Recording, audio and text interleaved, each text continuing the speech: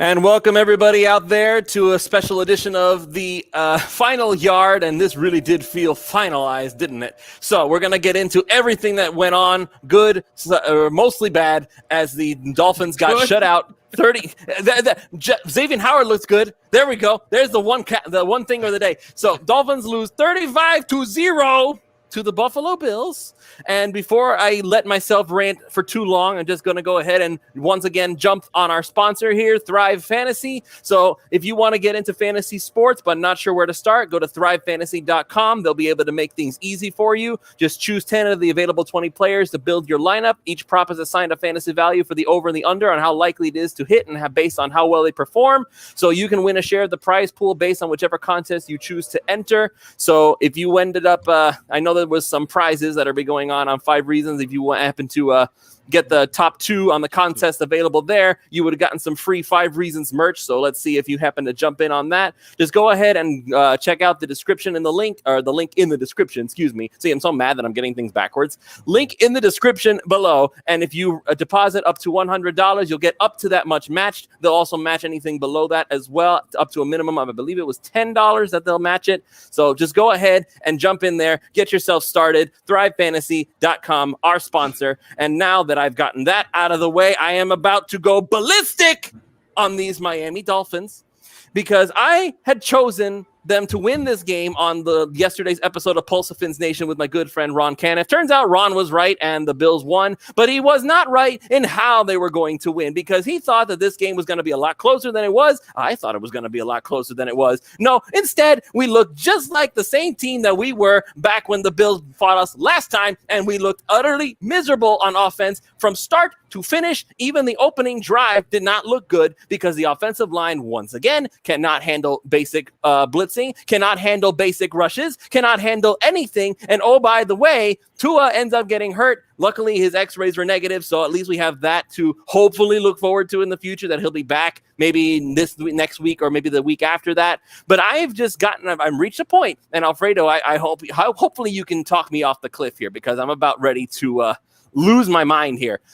I don't see a solution to this other than call the season, because if this is the kind of offensive line play we're going to get all year long, Tua is either going to get hurt to the point where he's going to have to retire because his life is in danger, or we are going to run into a situation where I don't know what else to say, man. I'm already looking forward to 2022 because maybe we can find some free agents because the Miami Dolphins cannot develop offensive linemen for crap. I don't know what else to say. This team goes or fails based on how well the offensive line goes, and not since the Unicorns. You remember the Unicorns? Brandon Albert, Laramie Tunsil, Mike Pouncey, Jermon Bushrod, and then at right tackle was Jawan James. That was the last time we had an offensive line that you could at least squint and say, oh, we've got something going on here. Now, I can't, man. I don't see any bright spots on this offensive line. The offensive line is the end-all, be-all for this Dolphins team. Well, they have options. They have options coming up here. One of them is to not play Jesse Davis ever again. They drilled on all this stuff all training camp, okay? When you see that drill where they send a guy wide and you see the offensive lineman kick down and then kick out, they drill on this stuff. On the first one, Austin Jackson just blows his assignment, but I thought the ball was held there by Tua. He gets sacked. On the second one, you could see Dieter actually calling a slide. Jesse Davis doesn't get the call or ignores him, and allows a linebacker to have a free run at his quarterback, smacks him, and then he's out. I'm told that he had to catch his breath. Once a quarterback has to catch his breath in the locker room, they're not going to let him out, okay? They're going to check him to see if he has anything really wrong with him, maybe even a collapsed lung. But they did x-rays, so he's out of the woods in that respect. Had he had a fracture, they would have taken him to the hospital to check for all types of things. But he was catching his breath, and when you see a guy catching his breath, it actually gets a little bit kind of scary. So you don't want to let him back into the game. So that's why he sat out the rest of the game. But this game was lost right there. First of all, when they had to change quarterbacks, the whole game plan went out the window. And you could see that they started calling things that they hadn't called all preseason for Tua, and they were calling for Brissett. So now they're calling a lot more basic stuff. And now, it's just the defense, the Buffalo defense just started teeing off. I thought they did one thing right today. They had a plan for Josh Allen's passing game, for Buffalo's passing game. They played a lot of cloud coverages, and they actually did a number on that passing game. The score was 14-0 for 36 minutes of this game. If the score is 14-0 for 36 minutes of this game, your offense should be able to produce enough points to be in the game. And that was what killed me. But the offense was absolutely atrocious. But nothing they did was right. Alfredo, that's the thing. It's also the fact that, Albert Wilson from preseason is gone. Mm-hmm. You really got nothing from Preston today. Devontae had a big drop that could have turned the tide a little bit early. Mm-hmm. And Waddle had a couple of misplays. And Grant, again. Fumbled at the 5-yard line. They fumbled at the 5-yard line. They dropped the first down at the 4-yard line. And Devontae Parker dropped a touchdown. It was a team effort today on offense. Well, that's the thing. There's really nothing positive to look at from the offense. The running back play is sort of irrelevant in terms of where they were going here. But it comes back to this, and I just think that ultimately Chris Grier is going to be judged based on this. Okay, he has had all of these picks to deploy on the offensive line. And you're seeing other teams like Kansas City and some others that are Pittsburgh completely flipping their offensive line in one or two off seasons. And he just keeps drafting guys who we keep having to say, well, we have to wait to see what they're going to become. Austin Jackson has regressed. That's pretty clear.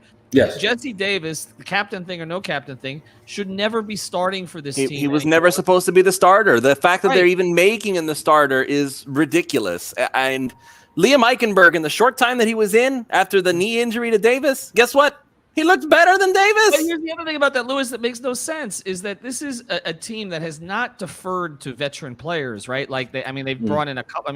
McCourty, who they know, right? They've cut veteran guys. I don't understand this allegiance to Jesse Davis above all else. It just doesn't. What has he earned? Other than he's a swing tackle, maybe. In terms of, being your 7th or 8th offensive lineman. But I don't understand the loyalty to Jesse Davis, which apparently translates to the players too, because they did vote him a captain. But I don't get it. And it speaks to kind of them being stalled. And look, we can go back and revisit the Laramie Tunsil trade, which I think, at the time I didn't like it. And then of course I came around with everybody else. Well, they fleeced Houston, right? And all the rest of this. But if you don't use the draft picks on anything good, it doesn't matter, right? It doesn't matter that you win the trade for assets if you can't convert the assets into playable players for you. That's the issue right now. Yeah, and they still have one more pick coming to them because they've kept flipping them. So they've turned that Larry Tunsil trade into a bunch of picks. But Liam Eichenberg, I go back to last week. Liam Eichenberg played a relatively clean game. The analytics say he played a clean game. He allowed one pressure, one quarterback hit. That one quarterback hit, you saw it. Solomon Kinley actually tripped him, and Josh Uche ran him over, got the sack. I don't know why this coaching staff saw that game last week, saw their second-round rookie play all right against a team that was going to try to take advantage of him in New England, and then decide, okay, he's going to start the game on the bench, and I guess if all goes well, he's not going to play at all. I don't understand what the allegiance is to Jesse Davis. Just like you said, I don't get it. He's played 2 horrific games, and in this one, he gets your quarterback killed. Allows a free run to a linebacker, which it's inexcusable. So, yeah, they got to fix it. They have some options, but they're running out of options. They got one play in here, which is play Liam Eichenberg. All they have on the bench besides that is Robert Jones, who's a guy who got in at the end of the game today and mop up. Greg Mance. Greg Mance. But, is Michael Dieter really the problem? No, he's not the problem. The problem has been those tackles. And namely, Jesse Davis in game 1, and in this one, both. Jesse Davis and Austin Jackson. Austin Jackson was a disaster today. He allowed – I got the rough estimates right here. It says he allowed 7 pressures. It felt like 70. Okay. It felt like every single play play. It felt like every single play there was at least one free rusher coming from somewhere, whether they brought the blitz or not. It didn't matter. Like, and by the way, Robert Hunt, 2 penalties today. I mean, I don't know. Maybe I saw some. Maybe you saw different. I'm not necessarily looking at specific players because I have to do my live tweet stuff and I do play-by-play. But I wasn't impressed by Robert Hunt. He wasn't good. Robert Hunt wasn't good either. And I'll point to one play. And these are the guys that you kind of want on your team. Like we get told, you guys, everybody keeps telling me Robert Hunt's going to be an All-Pro. I didn't see no All-Pro. I saw he was bad. He was bad today. And I'll tell you, the kind of guys that you want on your team are like Malcolm Brown. A guy that will get in somebody's face. This is a football team. There's results expected. You're only playing 17 of these things. You already got 2 down. Okay, Malcolm Brown got in Robert Hunt's face for allowing what was essentially a rotation defensive tackle to get inside of him and blow up a play. Malcolm Brown missed the first down on 4th and 2 by inches. Why did he miss it? Because he had to jump an entire hole to the right because Robert Hunt couldn't hold the block. The play on that offensive line was absolutely disastrous. Well, let me ask you this, Alfredo. Is it more because some of what you guys are talking about is physical, not being able to hold the block, perhaps, some situation like that overpowered by a defensive lineman. But a lot of it today was what Lewis is talking about, which is just free rushers. Like they just weren't picking anybody up. It was blatant stupidity. The first 2 hits. It feels like it's a mental thing, which also means, maybe they don't have the right position coach there. Maybe things are not being coordinated with Godsey properly. It was time after time after time. Count who's got who. It's just simple stuff you would think. I don't play offensive line, but I'm saying I've watched good offensive linemen, and it's. You pick up. You got it right. You got it right. A coach will probably get on. I don't know if I don't think it's Brian Flores' style. It's Brian Flores' style to not say anything at all. But maybe a position coach will talk to one of the beat writers and try to explain it away. But you got it right. It is simple stuff. If rushes are coming from the right and you can identify that it could come from the right, then you slide your protection to the right. And then you let the farthest man to the left free. And then the quarterback has to have a clock in his head. So maybe on that first one, you could say, all right, Tua, get rid of it a half a second faster. But on the second one, which actually, in my opinion, ended the game, because you could see that they were just scrambling around to see, okay, what are we going to do on offense now to try to move the ball? It looked like they were running around like chickens with their head cut off. They didn't know what the plan was going to be now that their quarterback was out, because Brissett just has a completely different skill set than Tua. But in that second one, it was just, Jesse Davis, what were you doing? You just allowed a free rusher. You see they have the numbers. They're calling a slide. I'm pretty certain. I got to watch the All-22 and see if Michael Dieter actually pointed him out, but I'm pretty certain Michael Dieter pointed him out, which means you got to slide. You got to pick up the farthest man, and we're moving the play to the right. And if you notice, Tua started his progression to the right, which means that he recognized that somebody was coming. But Jesse Davis did not, and he gets your quarterback killed. That's just stupidity. So now let's try to look at this from let's say this. Do you feel like there's any hope for any of these guys at this point to still develop into something halfway decent? Like, I don't even want to talk about Eichenberg yet because he was the only one that looked halfway decent. But Robert Hunt, Solomon Kinley, and forget Austin Jackson. I'm over him at this point. Michael Dieter. Did Dieter look okay at least? Is there something there? Did we make a right decision on that one? I don't even know anymore. Well, there's nothing really to look at. The offensive line was an unmitigated disaster. These are one of those games that you ball up and you just throw away because there's nothing to really hang your hat on or even look for the next game. I guess the only thing, and I said it at the top of the show, they had a game plan for Josh Allen's pass game. I guess. That's good. That's the secondary played well. That's pretty much it. But that's the one thing we're expecting is that we're expecting Xavier Howard and Byron Jones and them to do stuff. You know who did Nick Needham not play? Yeah, it seemed like they wanted to get physical with Cole Beasley, and Cole Beasley did convert a couple of first downs, but I guess that was the plan with Justin Coleman, because last week he played 2 snaps, this week he played a lot of snaps. I guess they wanted the more physical guy with Cole Beasley in the slot. Okay, I guess they made a good decision there. Yeah.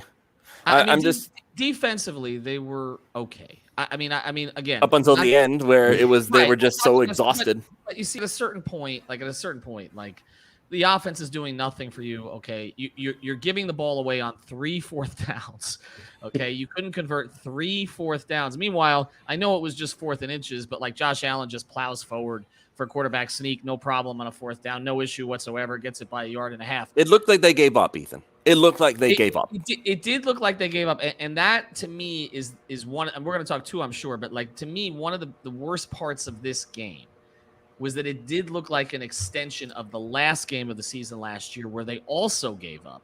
And that to me indicates, because they have played hard for Flores, that to me indicates something that is really troubling for this team going forward into the next couple of years, because Buffalo's not going anywhere. They don't think they can beat this team. That's to me, that's what came across. They don't think they can beat this team. And I think that's why a team that typically doesn't give up under this coach gives up. They don't give up against the Patriots. They think they can beat the Patriots. They don't give up against a lot of other teams. They don't think they can beat this team. They don't think they match up against this team. I've seen this NBA in the Heat teams I've covered over the years. There's just a certain team you don't match up against, and you're beaten. Honestly, this just happened in the playoff series against Milwaukee. Okay, it just got to game 3, and you're like, we can't beat this team. That's how this felt in this game. To me, that's the second biggest concern. The biggest concern is the situation with Tua is the worst possible situation for this reason. It's going to be day-to-day, week-to-week, which is going to mean speculation every single week about this thing. It means the players can't get comfortable. It means get ready for the Deshaun Watson stuff again. Yeah, it's bad. Okay, like it's almost better. I mean, I hate to say, it's almost better if you knew like Tua had a 6-week injury, and it's just going to be Brissett's team for that period of time. This thing with the ribs, Flores isn't going to say anything. We're not going to know anything until like right before the game. And, there'll be players in the team that aren't going to know one way or the other, okay? Because we've seen sometimes that stuff's not communicated all that well internally.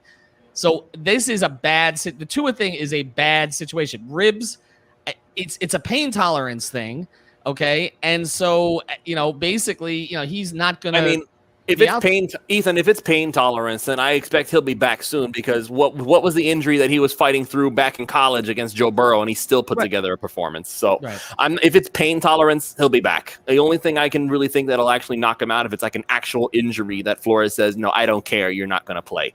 So the good sign is that they actually did release that X-rays were negative. But that's because the NFL forces you to release that type of stuff.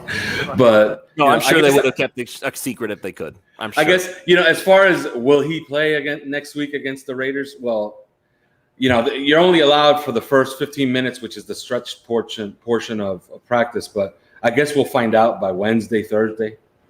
The cat will get out of the bag somehow. Maybe. No, somebody's gonna leak it like this, and you know what? It's crazy how much this regime is desperate to keep stuff that you would think would be normal stuff out. Like, who cares if they know X, Y, or Z? It's not that important. I don't understand why they need to keep this level of secrecy, this lack of transparency. It just makes everything seem shady. Like, what are you hiding? They don't care. They don't care. I mean, lots of regimes like they don't care. But Ethan, right now, what people need to see is that transparency. They need to see something that says, listen, we understand what you guys are feeling. We understand why you guys... You know what we need to see? That's their money. But Ethan, that's their money. Without the fans, there's no money. Without the fans, there's no money. Look, the Patriots were the least transparent team in the entire NFL for years and years and years, and people railed against it. But they won. They can afford it. Hey, you know what? Let's throw it on at all. Like it's just I hate it, but it's just they don't care about being transparent. Let's throw it on somebody else. Has Bill Belichick lost his touch because he spent an entire offseason preparing for the Miami Dolphins? He saw his offensive line, so I guess he knows their personnel. He has to know their personnel. It's been months. He spent months practicing for this team. And his plan was to drop guys back into coverage and not send too many blitzes against Tua and not really test that offensive line. Buffalo did the exact opposite, and they were successful. But now next week that they go against Max Crosby, Yannick Ngakoue. Those are two good ends. But the Raiders, everybody's going to see this. I mean, the Raiders are down to nickel blitzes. I mean, listen, is Derek Carr's injury is bad enough that he's out for the next couple weeks and the Dolphins go up against Nathan Peterman and they can't beat him. By the way, they also got the Dolphins really had a lot of injury luck in this one because Carson Wentz, I think, is also injured and it could be serious. See that makes it even more crucial. So the Dolphins after 4 weeks could be a fraudulent 3-1. Let me throw this at you guys. If Tua is, say, playing with discomfort, okay, and so that discomfort keeps him at about 80% of what he otherwise would be, would you rather go with him or would you rather just go with Brissett at this point until Tua is 100%? We had a segment on 3 yards per carry where we said, or Chris Kaufman brought it up, and he goes, we haven't brought this up all off season. Jacoby Brissett's not good. and there was a moment of like pause in the middle of the podcast, and we just, you could almost feel me and Simon look at each other like, you know what? Yeah, you're right. Like, he's not good. He's never been all that great. He's a guy who pops up for a game or two and you get by, but the stats were there. New England in 2016 was a Super Bowl contender. It was the last time they got shut out. They got shut out at home. Who was their quarterback? Jacoby Brissett. Who was the team that shut him out? The Buffalo Bills. So Jacoby Brissett's not good. Now, it's early in the season. If Tua is not 100%, I don't think it's a smart play to just play him. I think you have offensive line.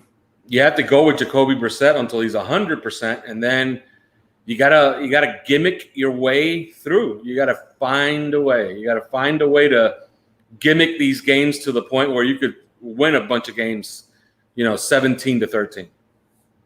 Because the defense is relatively healthy. No, the defense is fine. It's just when raw exhaustion kicks in and the mental attrition just kicks into gear, they reached a point. Xavier Howard, he could have beaten Stephon Diggs on that one high point. He really could have. I really think so. But this team, at the end of the game, after that last touchdown, when it was 28-0, not even the last 35 one, it's just they looked like, screw it, man. There's no point. We're not going to score nothing. We're not even going to get a freaking field goal. So they they gave up. They gave up. And what right. For nothing. For nothing. I wouldn't want to play either. I was like, what am I even doing out here? When you reach a point, this happens in the workplace too. If you really think about it, if you see that your coworkers are failing you and you have to clean up their mess on a constant basis, it's always there. It's like, they're going to screw it up. And even though they keep getting sent out there to do it and you keep having to clean up their mess, you start to build up this resentment. You start to feel like you get dragged down to the lowest common denominator. It's the effort. It happens all the time. As the game starts getting away from you, it's a physical game, and guys realize you can get injured. Okay, if you exert too much effort, effort starts getting dialed down a little bit. Right. If I know there's no chance, then if I know there's no chance, why am I going to put myself out there to really try to do much of anything? Well, we saw this during the Wannstedt years, where, and I thought we would get away from this year because we kept talking about how in camp the offense was ahead of the defense, right? Mm-hmm. So which was not typical. But in the Wannstedt years, I mean, those teams that I covered, I mean, the defensive players at a certain point, like they'd carry, and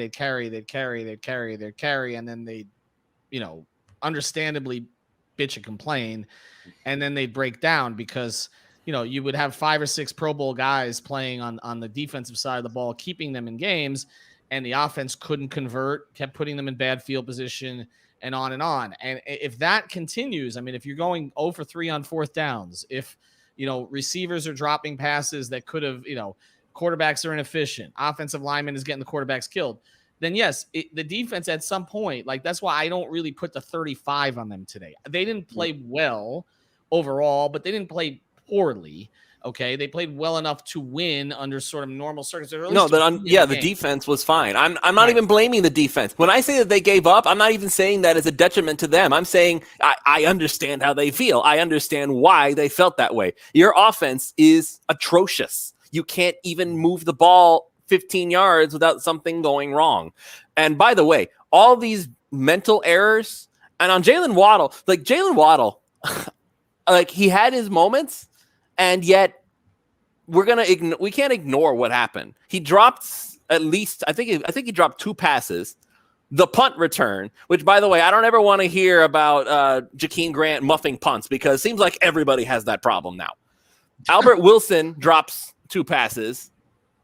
Preston Williams drops a pass. One really big one. Jakeem Grant fumbles. He actually caught the pass and then gets spun around like it's the spin dry, and he loses the ball that way.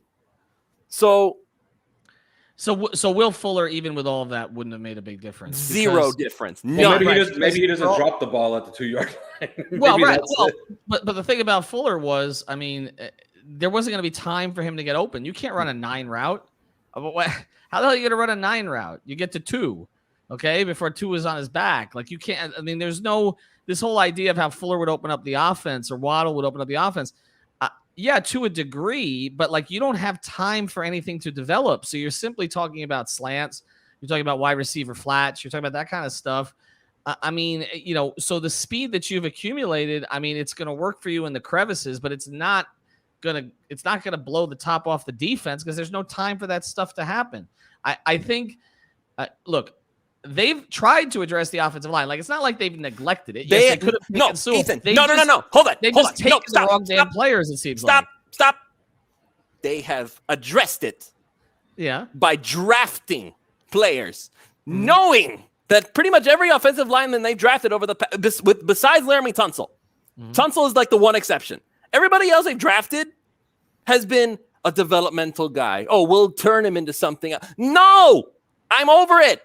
But Eichenberg is not that, though. But Eichenberg looks good, but remains to be seen because Austin Jackson looked decent in year 1 and then has flopped back into absolute nothingness this year. So this is why I've reached the point, both of you, and I tweeted this out.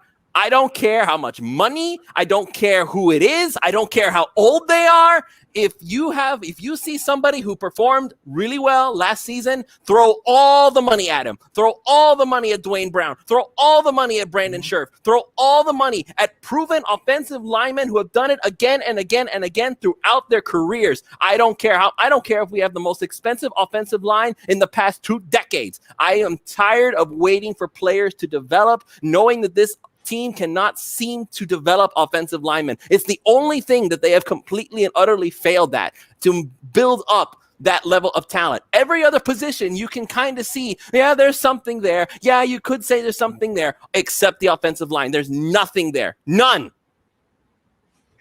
I mean, well, that's one surefire way to fix the offensive line is do what, Kansas City, how did they do it? Yes, and it worked. They spent 2 second-round picks and a pile of money. That's all they did. They used the second-round pick from last year, Lucas Niang, who's their right tackle, and they used a second-round pick this year on their center, Creed Humphrey. The rest of the guys are really expensive guys that they went out and they just bought. And it worked. It seems to have worked, through 2 games. So, is that the way to go? It seems like that's the surefire way to do it. What is the path to fixing it? Like, not fixing it because you're not going to fix it completely, but what is the path to making it playable this season? Okay, Mitchell Schwartz at right tackle and Liam Eichenberg at left. Okay, that's a quick fix. I don't know if Mitchell Schwartz is ready to play. You do have a lot of draft capital. Maybe you're going to send a pick somewhere. Who knows? Maybe somebody is available that's disgruntled out there, and you can send a pick somewhere and get a guy. Who's disgruntled? Is it Dwayne Brown? Dwayne Brown is disgruntled, but are they really going to trade his, Russell Wilson's left tackle? I don't know. I don't know if that's something that they'll do. Teron Armstead is going to be a free agent at the end of the year, but New Orleans looks like a decent football team. Are they going to trade their best offensive lineman now? I doubt it. But I think what you got to do in the short term is just play Liam Eichenberg. Like, he's shown he's adequate, and he played well in the first game. Like, that's one huge step. But if you're going to play Eichenberg, is he going to – who's he going to take out? Is he going to take Austin Jackson out, or is he going to take Jesse Davis out? Well, the thing is that they do have options, right? Like, Jesse Davis cannot play anymore. He can't play on this offensive line anymore. He just can't. So what are your options? You play Liam Eichenberg at right tackle. And if you don't play him at right tackle, you play him at left tackle, and you slide Robert Hunt out at right tackle, and then play whoever at right guard, maybe Robert Jones, and then left guard, Derval Queiroz Neto. I want to see what he does. Yeah. They have options to move people around But everything is really falls on Liam Eichenberg because he's at least shown he's put a game on tape. He's put a game and a half on tape where he's looked okay. And looking okay is actually fine. At this stage. For real. And don't they have a vested interest at this point, and particularly Greer, in one of their young offensive linemen like popping through here, where like if you're gonna have a sit down with the owner, right, who's looking at this and saying, okay. Oh no, for his job's sake, he's praying to God or whoever it is that he worships that somebody steps up. Because right now his seat's looking pretty hot if it's based on his offensive line drafting. And by the way, the fact that Noah Igbenogany continues to be inactive, the fact that Tua is made out of glass, and I don't even blame him for being made out of glass. A lot of quarterbacks that are made out of glass, but they just never get any protection. And that's what's happening with Tua now, is that in Alabama, Tua was behind a brick wall. He just was. That's not happening here. He doesn't get the time to be Tua. He still took hits at Alabama, but he took hits, but not every single snap. Free run. This was a free run by a linebacker. There's not a quarterback on earth, not even Josh Allen, that gets up from that. It was a free run from a linebacker. But okay, with the free runs from linebackers, but also the safety blitzes, which one of the commenters pointed out. Again, I mean, some of this is they're not being coached well enough, obviously, or it's not processing in some way. And we can talk about content. And the other thing, I don't think it's helped, and I said this before the season opener, I don't think it's helped that they couldn't settle on an offensive line in training camp. Now, again, Austin Jackson's availability plays into that. But, like, the fact is, like, this idea, well, sometimes when you have too much flexibility in your offensive line, well, this guy can play guard, this guy can play tackle. We're moving this guy who used to play guard to center. We've got one who can play left tackle, one who can play right tackle. We're going to try all these different combinations. I mean, that's fine for, like, the first week of camp, okay? Like, the first 2 weeks. But, like, you want to see him settle on something. Like, and I do feel like sometimes this regime, we talk about lack of transparency, they're a little too cute. Like, sometimes I think they don't get to certain things that, for continuity purposes, because they don't want the media and the public to see what it is that they're doing. And I to me, it would make more sense at times. And again, I'm a Flores fan, but it would make more sense to get your group set and get them to work together, because the good offensive lines do work together, right? I mean, some of this is they don't seem to know how to work in combination with each other. It's just like 5 guys from themselves, and it's going to be and 2 of those 5 guys may be subbed out the next week. I don't know how you can build anything that way. I'll tell you one thing that you might see, and it'll be completely out of left field. And if it happens, I guess, we could go back. All our listeners could go back to this show. But it wouldn't surprise me one bit if they sit down to watch the film of this game tomorrow and they decide, you know what, Michael Dieter was bad in calling out all these blitzes, and he didn't get them into the right calls, and they just go with a veteran in Greg Mance next week at center. That's a possibility, because they could just throw it all on Dieter and the mental part of the game. And I don't know if he was right or wrong on the second one. I think he called it out, but if he didn't call it out, then his mental mistake, cost them their quarterback.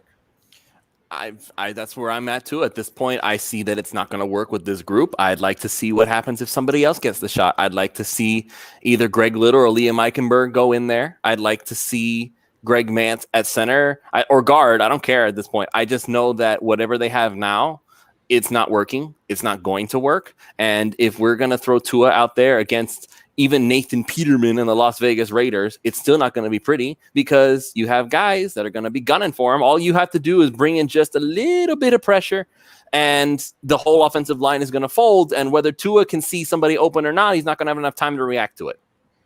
Yeah. When was the last time they had a good offensive line? The Unicorns, Brandon Albert, Laramie Tunsil, Mike Pouncey, Jermon Bushrod, Jawan James. But they played together so infrequently that it was barely even remembered. They came together so infrequently that when they played, they were actually really good. Their quarterbacks at the time were way over 100 quarterback rating, and they averaged like 168 yards rushing with that offensive line. But those guys played, 14 games in 2 years?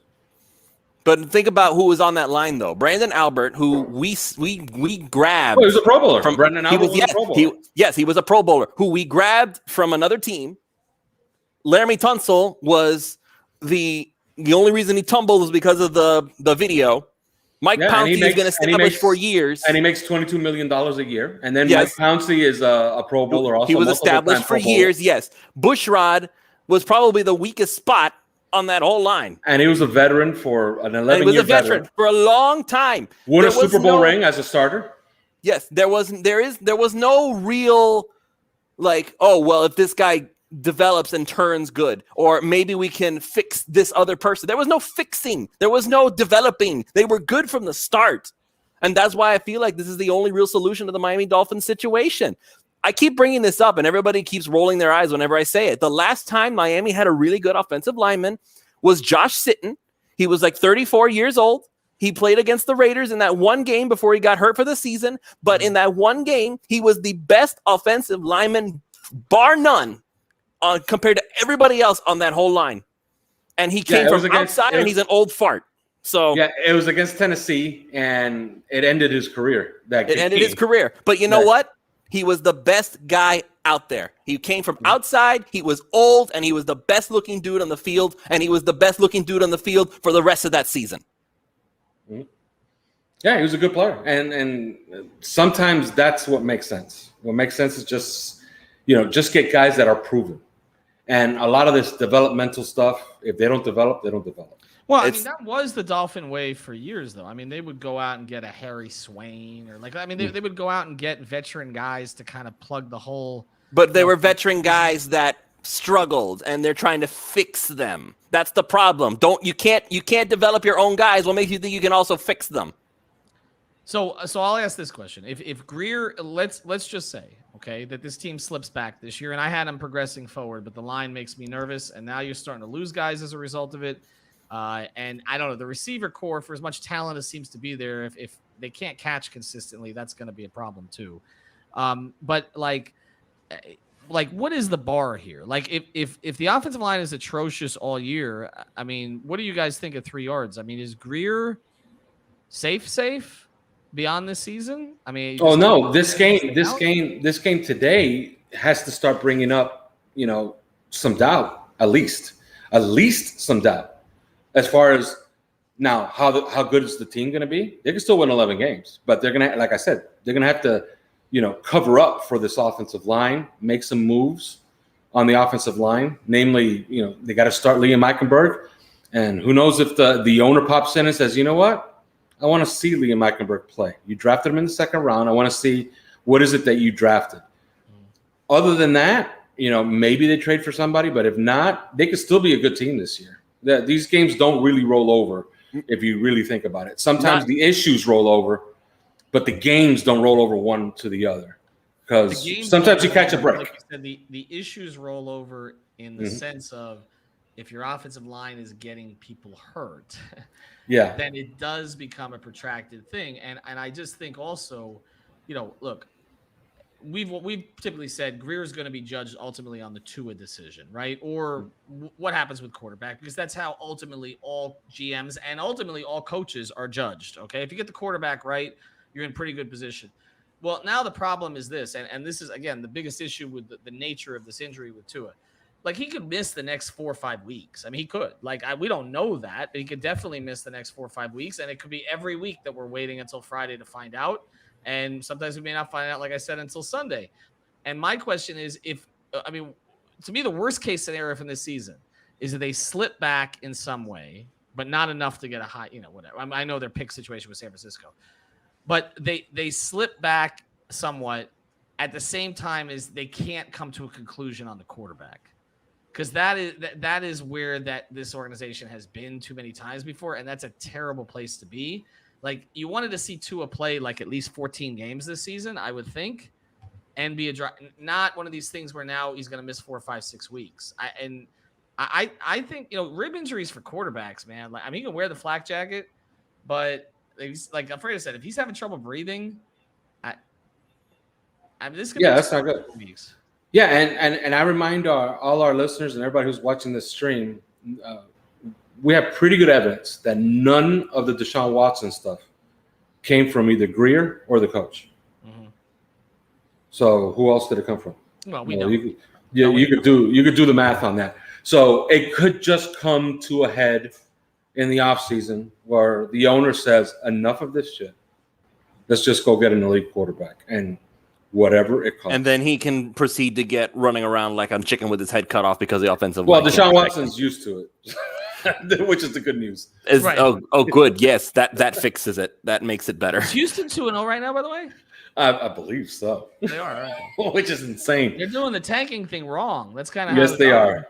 The Dolphins. Yes, they are. And you look at that roster and you would think, yeah, they're tanking. It's not working out so far. I want to ask, Louis, I want to turn this on you a little bit. I asked you a couple things. The receiver position right now, because I feel like we got our heads swelled on this a little bit, and now we're seeing it in practice. It doesn't look as good in practice as it looked on paper. I mean, Albert Wilson is not. I mean, those 2 drops were bad. Grant is, I think, unplayable as a receiver, right? He was the only one who caught that ball in the red zone. I get it, but I mean, Parker's Parker, but I've seen him drop that ball a million times over the past few years. I mean, did we overrate this group, or is it just because they don't have Fuller in, and and Preston's coming off an injury and all that? I keep saying I don't think that whether Will Fuller was in or not would have made any difference. It really wouldn't have. It was all down to just not getting enough time to let anything develop. And by the way the Bills were hitting people, I'm almost convinced that these guys were bracing themselves before they even caught the pass, and that was actually messing with their own mental acuity catching the football. Because if you watched it, it's like every single time they caught the football, somebody got popped right after. So that's kind of like the bully mentality where you're just kind of expecting it to happen and you start making mistakes for them because, like, please don't hit me. I don't want to get hurt anymore. Well, it's the offense they were calling. They were calling a bunch of hitches and a bunch of option routes because of the quarterback that was in. Nothing was in motion anymore. There were no more slants, no more drags, no more even out routes. Everything was a hitch. Everything was an option route. Those are the routes you get hit on. Mm-hmm. And that was the offense that Jacoby Brissett is more adept at running. Why? Because it's simpler. It's a simpler throw to make because you're throwing to the spots. You're not trying to lead anybody. You're not trying to hit anybody in motion. So they took I think a bunch of unnecessary hits because of the offense that they were calling. Yeah, I wouldn't say that the wide receiver room has been overrated. I would just say that at some point your brain just kind of shuts down and says, oh my God, here it comes. And you start making stupid mistakes. Albert Wilson dropped 2 passes. Jakeem Grant got thrown in the spin cycle and he lost the football. Preston Williams got clobbered on 4th down. And by the way, he wasn't going to get the first down on that anyway, based on how the route was actually designed. The Devontae Parker one in the end zone, I don't really have an excuse for. He should have caught that. So. Because it was still early. It was still early enough in the game where it wasn't like he was going to be bracing himself to get clobbered. So, and by the way, I keep seeing people talking about how the quarterbacks need to call out the blitzes pre-snap. If you're going to blame Tua for not calling out the blitzes pre-snap, well, what does that say about Brissett also? Because Brissett wasn't doing much of that either. There just wasn't any execution with the blocking. Even if you did call it out, you see Myles Gaskin getting run over by defenders because he can't block these guys. So what exactly were you expecting them to do? Which rusher did you want to get free? Because there was going to be one no matter who you looked at. Yeah, and this is a situation where fans watch the game and they think they're seeing something and they're not. Quarterbacks don't call out the blitzes. The center calls out the blitzes. The quarterback is worried about his pre-snap read. And he calls the mic, which is all he's doing is he's calling the center of the defense. Then the center sees that, and then the center calls out blitzes if they're going to come. So it has nothing to do with the quarterback. Yeah, I think what's going on right now in the comments is that I think we're getting on the Deshaun Watson train again. I'm just going to state this one more time for the record before we even I know Manny wants to talk, but I'm just going to say this for the record once again. Deshaun Watson is under investigation by the FBI for over 25 allegations of sexual misconduct. I am not trading for him ever until those get cleared up. If they get cleared up. Yeah, but you're not the owner, though. That's the thing. Okay, well, you know what? Right? You know what? If that's what he does, then all that community stuff needs to go out the window. Relations firm. I just think the owner will go to one of his public relations buddies in New York and say, if Can he we does get that, away with this? if he right? does that, then all that community stuff needs to go out the window. I'm not arguing with that. It's not the first time he would have been, hypocritical about something. I'm simply saying, okay, that I mean, Alfredo hit it. Okay, this is not coming from Flores or Greer. So if that's the case, it comes to a certain point where Ross is not going to always want to be stuck sort of in the middle or sort of the upper middle or whatever. And if he feels like he can look at him and say, listen, you didn't put together a good enough offensive line. Okay. So you got quarterbacks running for their lives. So if we're going to have a quarterback running for his life, we want it to be a quarterback who we know could perform when he's running for his life. Like I feel like Chris Greer's decisions with the offensive line, at least the way that they've paid off so far, which is not very well, are going to put him in a bad position with the owner on other stuff, because the owner is going to say, you've had all these picks with the offensive line. You can't fix it. All right, so we got to fix something else, okay? And the first thing that's going to get looked at is, can you find a quarterback who can make something out of nothing? Tua is not that guy right now, okay? He needs things to be set up for him. So that's why I do think that this is going to build again, because the owner is not going to sit there and just be cool with it. He listens to everything. He hears everything. He processes all of it. He gets jealous of the other teams in town. He's not going to just accept it. And the worst part of this for the Dolphins, okay, is that you finally have the Patriots come back to the pack, and you're not the team that's stepping up to take their place, because you've been outscored like 150-24 in the last 2 games against the Bills. I'm with you, Lewis. I agree with you, but I don't think that's what the owner's going. I think the owner's going to push for a trade. That's where I think this is going. I know Manny wanted to speak, so yeah, no, Yes, go guys, ahead, sorry. No, you're good. So a lot of comments we've been getting on our 5 Reasons Fins account is mainly this: say, how is it taking so long for you to find a tackle for the blind side of your star quarterback? Right? You have, obviously we see what they've done and whatnot, but that's the main thing that a lot of fans are complaining, and they've been complaining, is that you have a star guy, yet to keep him upright, his blind side has to be the most protected side ever. Because if it's from his side that he can see, he can roll out, he can throw the ball away. Obviously, he might have called the blocking on that side, but obviously he's not looking at it. The blitz happens from the other side, he can throw it away, he can adjust. That's the main thing that a lot of Dolphin fans are complaining about, especially on our Twitter accounts, is that why wasn't from the get-go, the minute this man was drafted, why didn't you secure his blindside spot? Don't worry about the center and the guard. Worry about that later on. But every team that I know that gets a star quarterback, rookie especially, they somehow get a tackle somewhere to cover their blindside for years to come. And the Dolphins, it just seems like they didn't do that. That's the main thing that they're complaining about. And the evidence is that they were attempting, and that we're talking about the 2020 draft, they were attempting to move up to try to trade to get CeeDee Lamb. Mm-hmm. Okay, and the Dallas Cowboys, they made contact with the Dallas Cowboys, and the Dallas Cowboys told them, under no circumstances are we going to trade you this pick, because we're going to use it on CeeDee Lamb. They should have been doing it to get Tristan Wirfs, because that's what the Buccaneers did, and Tristan Wirfs is now what's pretty certain going to be a 2-time Pro Bowler for the Tampa Bay Buccaneers at right tackle. But it also seems like, I know maybe not in that particular case, but we keep going back to all of these situations in the draft where it seems like Greer and the Dolphins target a player, but don't use the ammunition to go up and get the player. And then the player ends up panning out somewhere else. And it's kind of like, okay, we were close on this guy. And my whole thought process on that is, what is the purpose of accumulating all of these picks that they got if you're not going to use them to go up and get the special guy at a position?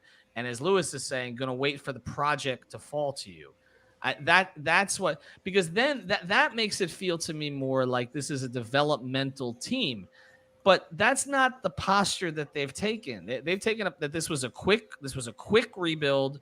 And again, you're trying to get in position for when the Patriots fell back to kind of take over the division.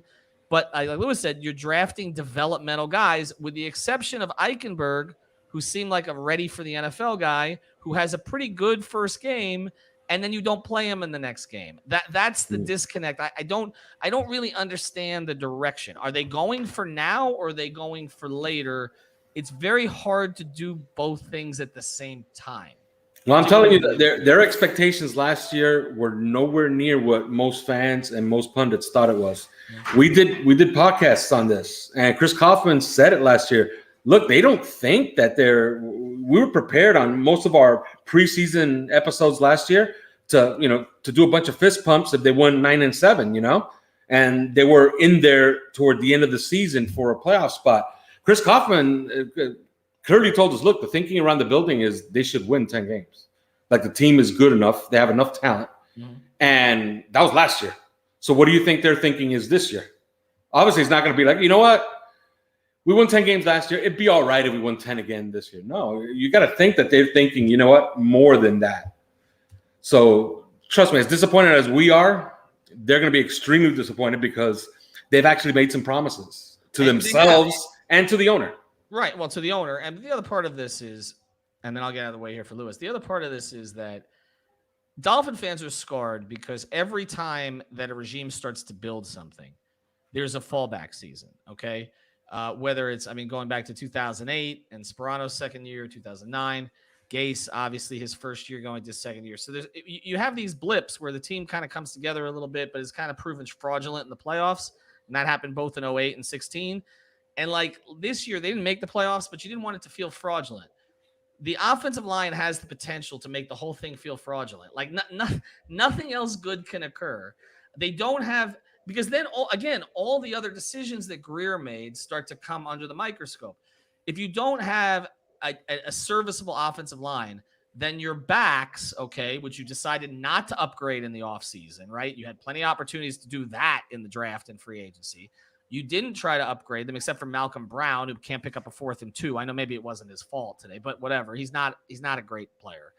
So basically, your backs who can't elevate the line, like they don't have guys on the offense who can elevate the rest of the line. Thank you very much, Coney Bama, for the donation there. And anybody else wants to help me to purchase some chill pills. Yes, doesn't matter where the quarterback is with this offensive line, but that's the problem. They're not at the stage with some of these guys that they can overcome a bad offensive line. And so what happens then is Greer's other decisions, like I said, the quarterback decision, or not upgrading to try to get yourself a real difference maker at running back. You have guys, okay? They're pretty good, but they're guys, okay? Those decisions with the owner and others are going to go more under the microscope. I think that's where he runs into trouble. I think it's one of these things like, well, the offensive line, like you said, has been good like 1 or 2 years since Ross has been here. He knows what a bad offensive line looks like. This was supposed to be a team that maybe was going to have maybe almost an average offensive line, but at least maybe some players who could elevate above it. It doesn't appear that they have that. And if that's, or maybe not Waddle until second half of the season, if that's the case, I think Greer comes under a lot of pressure here. I do. Yeah, and you know what? When people say that this game is a game of inches, I know it's a cliche, but it's so true. Chris Kaufman, our own Chris Kaufman, had a thread this past week where he was like, every time somebody tells me Myles Gaskin is good enough, I'm going to point to this play, and he put up a play where the offensive line actually got everybody on the ground. Liam Eichenberg got to the second level and knocked down Hightower. And essentially, if he makes the right cut, he scores in the second half. And a 7-3 lead turns into a 14-3 lead. Those are the inches. Those are the inches that they don't get when they don't invest on a running back. Right. If they had a superstar running back, maybe he sees that cutback lane and he scores from 40 yards out. Those are the differences. Those are the slight differences that you can make just by having a better player at a better position. Lewis, you want to take us home? You got some more comments here? Thank you, Cap. Appreciate it. Really the only thing that I have to say at this point is that the season itself is not over. Not every team is Buffalo. Not every team is New England. That always is a difficult thing when it comes to Miami. Depending on how Derek Carr feels, we may be facing against Nathan Peterman. I would hope that the Dolphins can beat a Nathan Peterman quarterbacked Raiders team. I would hope that if Carson Wentz is still down against the Colts, I would hope that they can beat whoever the backup is for the Indianapolis Colts, Jacob Sam Eason. Ellinger. Sam Ellinger. Sam Ellinger or Jacob Eason. One of those two. Yeah.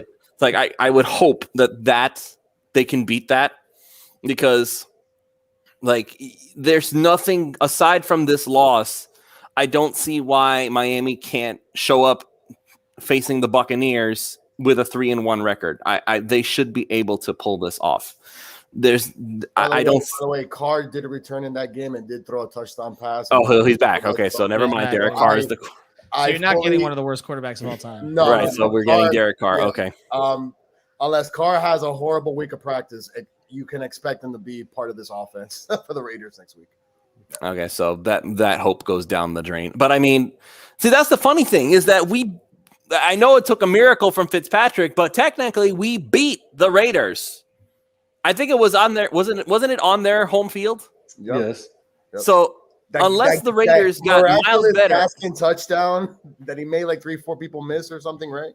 And he ran all the way down. Mm-hmm. And of course the helmet throw, the face mask throw, that was the miracle throw. But either way, there's no reason why we shouldn't be able to beat the Raiders. I don't see any reason why we shouldn't be able to beat the Raiders. They looked really good today on the road against Pittsburgh, traveling, emotional Monday night game. Something seems to be brewing there. I'm not saying it'll be a blowout, but I think they're getting there offensively with all those weapons. And it does make things more awkward watching these other guys who also Miami could have drafted. Gregory Rousseau, some UM is throwing it out there. Gregory Rousseau looks like a game changer. Jalen Phillips does not. Yeah, but hold on. Gregory Rousseau looks like a game changer because 2 quarterbacks ran into his arms consecutive weeks, and he has 2 sacks. Okay. That's why he looks like a game changer. Yep. Okay. I think Jalen Phillips played well in week 1, and today I think some of this we need to let play out. I do think when Noah is inactive for the first 2 weeks, it is second season, and thank you, Cavias. Looking forward to next week complaining about both the UM Dolphins again. Thanks, gentlemen. Cable's 22. By the way, Media Day is next Monday. But and we can start complaining about that in about a month. But I do think that the Noah thing, I brushed it off because I said, well, they're playing Needham, and Needham is really, but Needham, as we said, didn't even play that much today. I do think that it is disturbing. It's one thing for your first round pick to be struggling in his second season. It's another thing for him not to be dressed on game day when he's healthy. Noah Benogany goes into next season in a make or break year. If he's not good enough, they'll just cut him. He'll be one of those guys that they just cut. Next year is a make or break season for him. In their third, it's just you can have an occasional miss, but it looks like Austin Jackson may be a miss at least for now too. And like Lewis was saying, you had 3 first-round picks. You've got a quarterback who we can't really get a handle on yet. I'm a backer, but you can't get a handle on it yet. You got a tackle who's only really playing because they don't have anybody else they trust. And you've got a corner that they're keeping down on game day. That was your first round haul. If you can find a Nick Needham who's performing at a high level as an undrafted free agent, and a Preston Williams who's developing at a high level, but that's not happening anymore. So you want to add those things to the first round picks that you hit on. That's how good teams are made. Then you have an actual contending team. Anyway, I'm going to get out of the way, let Lewis close this thing up. But thanks for holding it down, and Alfredo and Manny as well. All right. So with all that said, thank you guys very much for joining us. And again, big thank you to our sponsor, Thrive Fantasy. If you guys haven't already jumped on there and gotten your deposit in, you can go ahead and jump on there next week. I'm sure they're going to have some really cool stuff. At the very least, you'll probably make your money back. So honestly, you have nothing to lose. Go ahead and check out the link in the description and get yourself all started up there. All right. So use the promo code 5fins or just follow that link. It's very simple, and you can start winning some big time money today. Or again, at the very least, you'll at least make your money back. You have very little to lose if you jump on it, and a whole lot to gain. That's the best that I can say about my Thrive picks, okay? Because a lot of guys screwed me over, so I at least got my money back. Tough weekend at Hard Rock Stadium, huh? Yeah, no, all the way around in every. Alf, my man. I just have to ask you this: what's the mood inside that locker room? It's not collegiate. It's a bunch of professionals. Your star quarterback left the game. You lost 35-0 Couldn't even get a damn field goal. And they could have gotten a field goal. That's the funny thing. They had an opportunity and they didn't. Well, some guys are gonna some coaches are gonna look at it analytically. Some guys are gonna look and say, "Look, we didn't lose. I won. You guys lost. I won. I mean, Xavier Howard got an interception. Xavier Howard's going to look around and saying, okay, you guys lost, but I didn't. I got my money. Look, I got the numbers here. And I have a pick. I'm good. If I told you before the game, good tonight. If I told you before the game that Josh Allen was going to be 17 of 33 for 179 yards, 2 touchdowns, 1 pick. He was going to rush for 35 yards on 5 carries. Okay, he was going to get sacked once. He was going to take 9 quarterback hits. And he was going to give up 7 PBUs. By how many did Miami win the game? Maybe a touchdown. Yeah, there you go. Yeah. So those are the things that they're going to have to try to hang their head on, and then other guys are just going to get. I wouldn't be shocked if there's a massive shakeup on the offensive line this week. One can only hope, because more of the same isn't going to work. Nope. They already knocked out Tua. I mean, poor Jacoby says he's going to be running for his life. Like, what the hell? Or worse, Tua's going to be standing back there just waiting to be clobbered. So I don't know, man. Listen, Dolphin fans, don't worry. You're not the only fan base that's reeling right now. Carson Wentz left the game. Tyrod Taylor left for Houston. So maybe, who knows? That whole Deshaun Watson talk, who knows if they even activate him, because now that he couldn't return to the game, that could be an issue. So you're not the only team that's having quarterback problems right now. All right. So with all that said, thank you all very much for joining us. We'll be back next week, where hopefully the Dolphins will be giving a win from the Raiders. I'm really hoping that we can make this, hopefully they take this as a punch in the mouth and they say, listen, we can't let that happen again. That's the only thing we can hope for. The O-line can't catch passes. No, they certainly can't, even though apparently some of these guys like to try to, going ineligible downfield. It's like, look, I'm open. No, you're a lineman. What are you doing? Go back and block. All right. Anyway, thank you guys. We'll see you next week.